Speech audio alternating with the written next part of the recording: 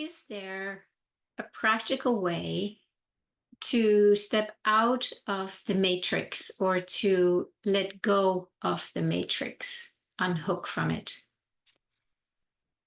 And it's something that, swirls around in me sometimes. If there's a way I can speak about it in a more clear way from my own experience. And I have often talked about don't touch it, right? And for many people, that may not make sense. How do you not touch it? Because it's everywhere, right? It's everywhere, physically, mentally, emotionally, through our five senses. So it's not just a matter of, just don't touch it and you'll be fine. There is a process to that, and there's probably a lot more to it than I'm aware of. But I still think this is a very important part of it. And it started something I started practicing many, many years ago when I had my spiritual opening by meditating according to Joel Goldsmith's teachings and books and meditations, and started listening to him and reading his books and listening to his talks, his older talks, because he passed away in the 60s. And one of the things that I have shared before, but it really, it can be repeated. A lot of things can be repeated and need to be repeated because we only just hear it just like, oh yeah, and then it's gone.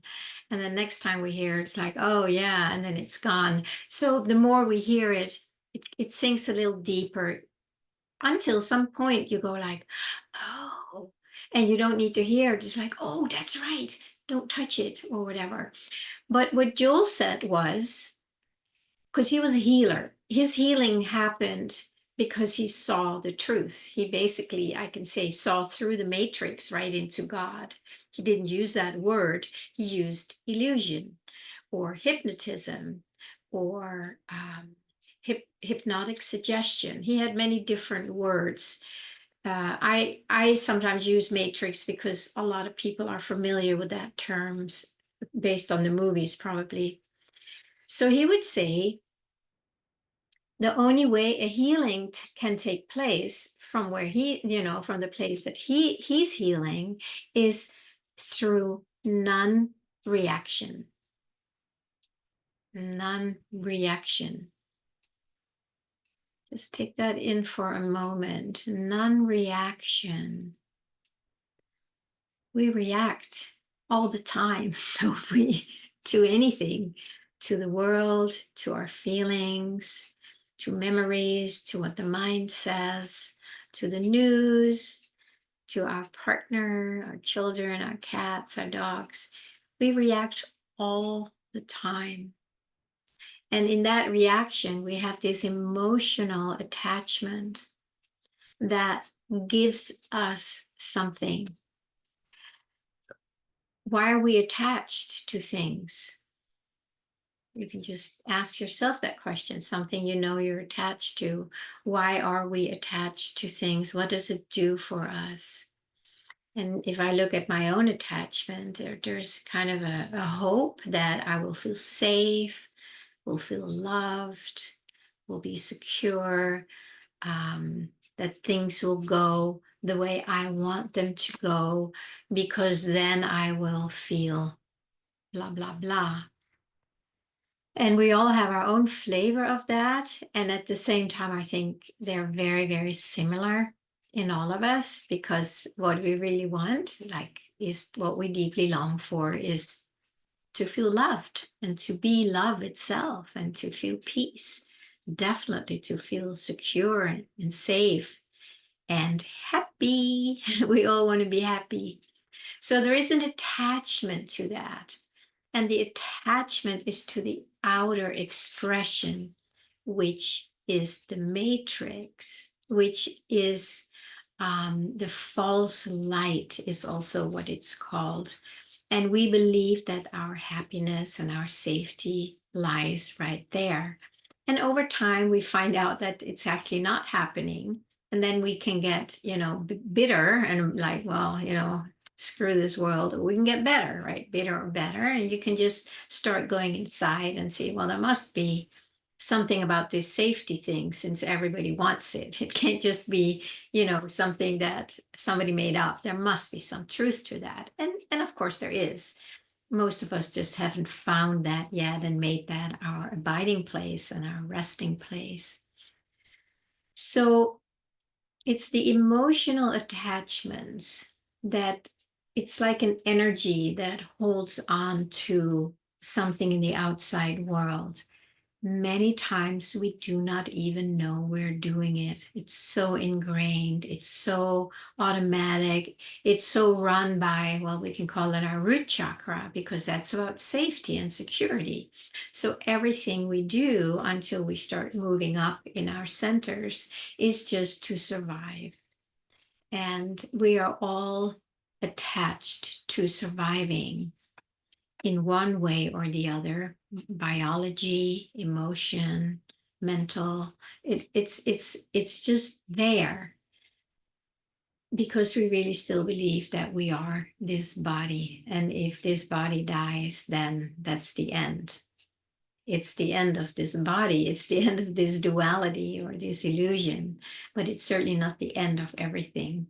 It could be the beginning of something much more interesting. So how do we not react? When I first heard that, I just noticed, once it became something I was curious about. This is many years ago. This is probably, what is it? 30, 40 years ago. So I started that process, like, okay, and I just noticed I reacted. And then for the most of the time, I didn't even know I was doing it, right? It was just all so unconscious, an unconscious reaction. And then we think it's the truth. And then we function and express ourselves through that reaction, not really knowing why, right? And that's why it is important that we start doing the inner work and start getting curious about what is it actually, what is it that's functioning in me, what is it that is making me react, what is it that makes me want certain things or hope for certain things. But I started becoming aware, and I had little sticky notes all around my room and the bathroom, just as a reminder, reminder that would be like, okay, be here now, or breathe, or, reaction, something to help my mind become my friend, to help my mind be on the same side. So we were doing this together instead of my mind going off doing its thing, leaving me behind, or just trying to follow the mind. Does that sound familiar? Instead of, like, hey, let's do this together. Let's find out about this reaction, this emotional reaction and attachment that seems to flavor everything we do in life. And little by little, and because I listened to Joel's talks, tapes all the time and read his book, it was really, I was immersing myself in that. But little by little, I would like, oh, mostly if somebody came with, a problem, then there's the tendency, oh, let me help you, or, oh, I'm so sorry, or, oh my God, that's awful. That's an emotional reaction where we latch onto an outer thing. I'm not saying it's wrong to help people. I think it's beautiful, and we all do it naturally. We can do it without the emotional reaction. That may be foreign language to some people. It's possible, and there's a lot more freedom in that. As I say that, I also know that most of us have an emotional attachment to the attachment, to that emotional expression that, like, that's like, oh, it's just, you could just feel it, and it feels like we're connecting here, and I care about you. Nothing wrong with that. Let's definitely care about each other. But there is an attachment to our attachments. And that makes it a little more complicated, that then there is a part of us that doesn't really want to let it go. And what I'm thinking of now is like when I went through that, if I don't show an emotional compassion for somebody, then I will feel like I'm cold, like it feels like I don't care. And they may feel that I don't care and maybe be upset with me. So there is an attachment to the emotional attachment. And that might be the first one we need to look at. You know, the question would be, do I really want to let go of my emotional attachments? And that's a very fair and reasonable question to ask ourselves, because if the answer is no, then just listen to another video here or somebody else's, because this is what we're talking about here, that there has to be some curiosity, some interest, some willingness to start meeting those emotional attachments, because all they do is keep us attached to a dualistic world where there will always be reasons to have emotions, to be sad or angry or scared. And it's not so easy to let it go. I speak from my own experience. But so back in my case, I started doing it more. And I in the beginning, there was like, oh my God, I feel like so cold, so hard, you know, it feels like I don't care if I don't do this emotional thing. And I had to let go of that too. So I had to move through that. And where I end up then is that there is just a sense of presence and a sense of peace. This presence and this peace, that is so much more powerful and expansive and wise and healing than any emotional expression or attachment can ever be. Even if people feel like, you know, you might seem cold, it's not that I'm cold or somebody's cold when they're not attached to their emotions. There's just a strong presence. And when I land there consciously, if something happens or if I just rest there, I can just feel that this presence and this love, it knows exactly what to do. It knows what to say, or it knows to not say anything. Because when I rest as that and know and trust that more than my own personal emotions, something else can come through. And I see it all the time, you know, when I work with my clients, there's just something here that recognizes that same thing there. And then there's kind of that connection, like it's the field we enter, like I talked about the other day. And that's where healing happens. What is healing? It's letting go of the matrix. It's letting go of the illusion. And then the fullness and the perfection and the harmony of who we all already are, which is already everywhere, right? Remember, the kingdom of heaven is spread all over the earth, and we cannot see it because we are only seeing our attachment to the 3D world. There's a lot to be said about non-reaction, or as I've been talking about it here, is don't touch it. So what I mostly refer to here is don't touch the emotions that are attached, that we are attached to. I'm also not talking about a spiritual bypass where it's just being suppressed.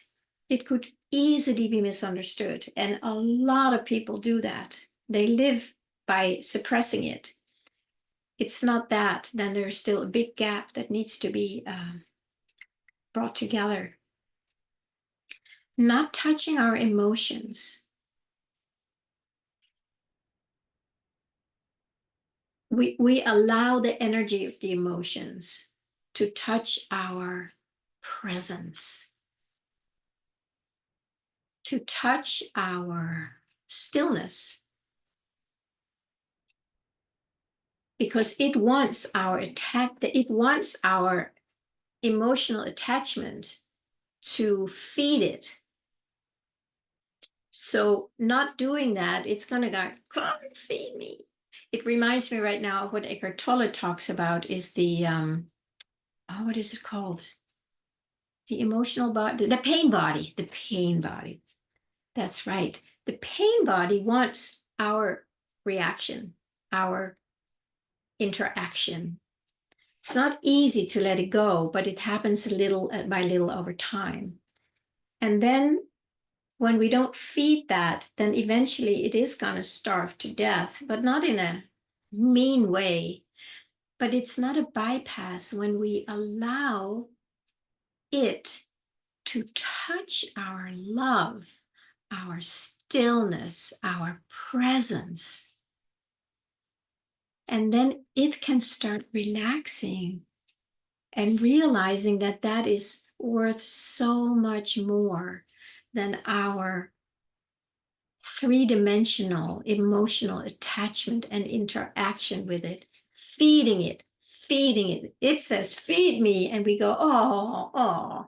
But the work that we need to do, and it's a lot more than what I'm just sharing here, but the work is to notice the reaction that maybe wants to go out in the world and, take a position and like and dislike and blame and be angry about what happened. And, then we can practice. It's a practice. We can practice allowing that emotion. Let's say it's anger. Just allow it. Just allow it. Breathe into it. Like, oh, there's anger here. And the anger might just shake you and tumble you and, make you just explode. You just, to the best that we can, especially in the beginning, it's really hard. You just practice. You take a breath. You notice that this one should take you and latch onto the world, the 3D. Okay. Breathe into that emotion. Breathe into that energy. Let it touch you in your presence. I don't know if this makes sense. I'm just thinking, it's so much easier when you actually have the experience. And that is, of course, what I offer in my work.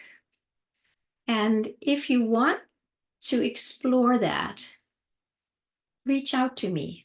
Set up a discovery session to connect so we can see if we're a good fit to work with this. If this is really something that's important to you.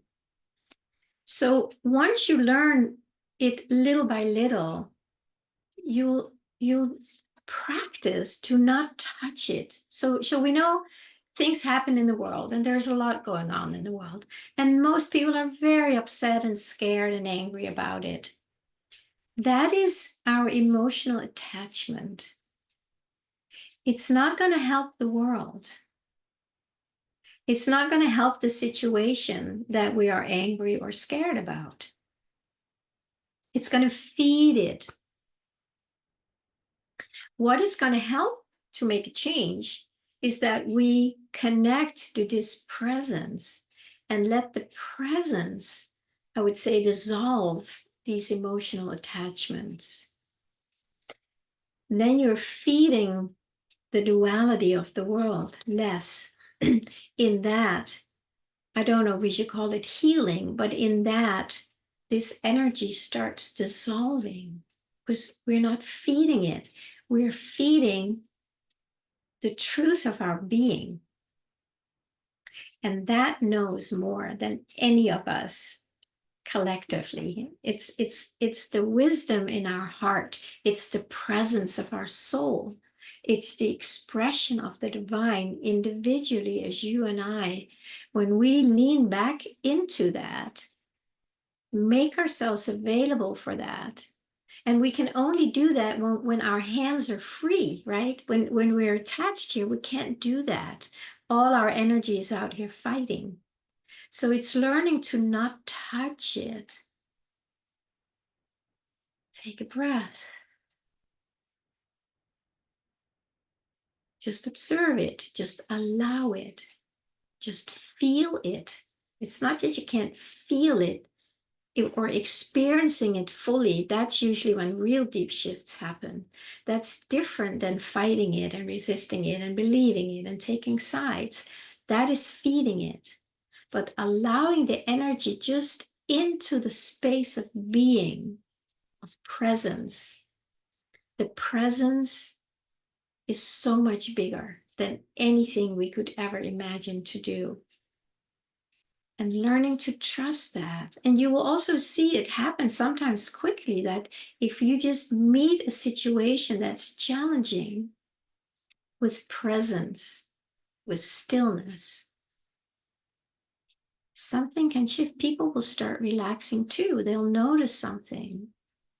And then there's the people there who really are very emotionally attached and they want to make a big deal out of it. And, I don't want to undermine it, because when there are big things that happen, there, of course, action needs to be taken. But it can also be taken from this place of stillness by not touching it emotionally. You will if there's a person who got hurt or something, you can certainly touch this person physically, from your heart, from your hands, from your presence, from the stillness. There might be emotions that need to come out, but till we allow them. We're not about suppressing. It's a very different thing. Allowing is making space for it so it can just unravel. Suppressing it, it's going to sit there and it's going to need an outlet. And that's where often the attachment, the emotions come from. So just see if it's interesting to you to take this as an exploration for yourself. And it can be in the smaller things. I would definitely suggest to start in the smaller, where you just practice to first observe that you are reacting. Maybe a lot, maybe not a lot, but you just notice, like, oh, I'm reacting here. Oh, I read the news, I heard the internet, like, oh, I'm reacting. So just notice, like, oh, wow, I'm really reacting. And just be kind to that reaction. Just be curious. It's like, wow, what is this reaction about? And then you can breathe into it. You're not expressing it out. You're just breathing into it inside. And then something will unravel. Something will start releasing, because you're creating a space for it to release that pent-up energy, to, maybe cry, or maybe have some memories come up. And they need to come up to the surface. They need to be released, because they are the ones that make you react all the time, or part of the time.